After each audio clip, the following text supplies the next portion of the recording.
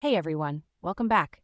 Today I'm diving into a challenge that could completely transform the way we think, using cognitive behavioral techniques to stop negative thoughts for good. If you've ever felt trapped by negativity, you're not alone. But together, we're going to tackle this head on and discover how to break free from that cycle for a more fulfilling life.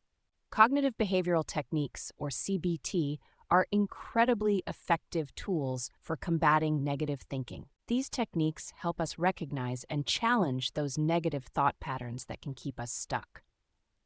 And the impact of these thoughts, it's profound. Persistent negative thoughts can feel like a dark cloud hanging over our lives. They affect our mood, our relationships, and even how we see ourselves. Maybe you felt like you're stuck in a rut, doubting your own worth. But the good news is, there's a way to break free from this cycle. But here's the thing, there is a way out. Cognitive behavioral techniques are all about recognizing these negative thoughts and challenging them. It's about replacing them with more balanced and realistic ways of thinking.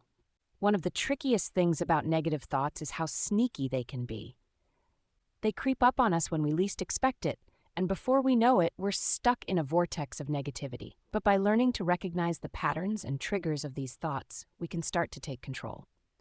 CBT offers a range of powerful tools to help us do just that.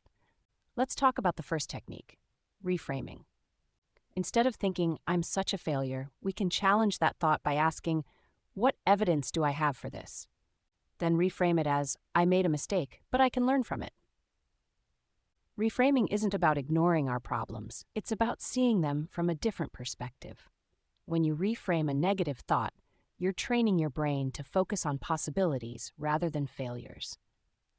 Another powerful tool is thought records. This involves keeping a daily log of our thoughts and feelings. By writing things down, we can start to see where our negative thoughts come from and develop more constructive responses.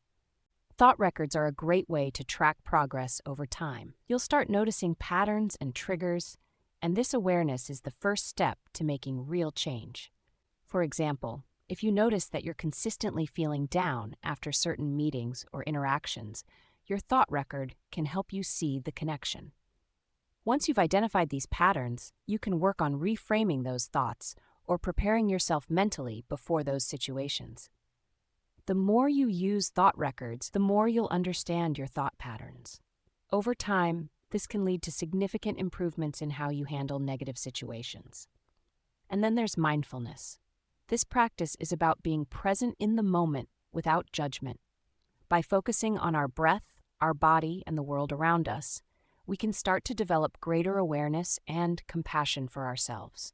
Mindfulness helps us interrupt the cycle of negative thinking.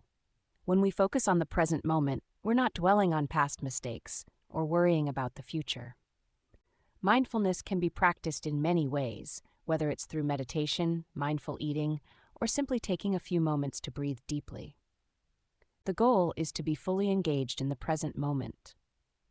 Next time you're out for a walk, try focusing on the sensation of your feet touching the ground, the sound of the wind in the trees, or the feeling of the sun on your face. This simple practice can help ground you and bring your awareness back to the present.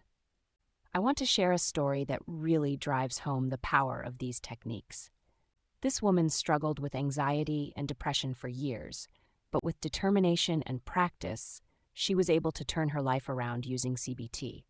It's a powerful reminder that change is possible with practice and persistence. So let's take a moment to reflect on the techniques we've covered today: reframing, thought records, mindfulness, and think about how we can apply them to our own lives. By practicing these techniques, we can start to break free from negative thinking and live a more intentional, compassionate, and fulfilling life. Thanks for watching, and I'd love to hear from you in the comments. Have you ever struggled with negative thoughts? And how have you managed them? Let's support each other on this journey. If you're interested in learning more about mindfulness, be sure to check out my related video. Don't forget to hit that subscribe button for more content like this. Take care, and I'll see you in the next video.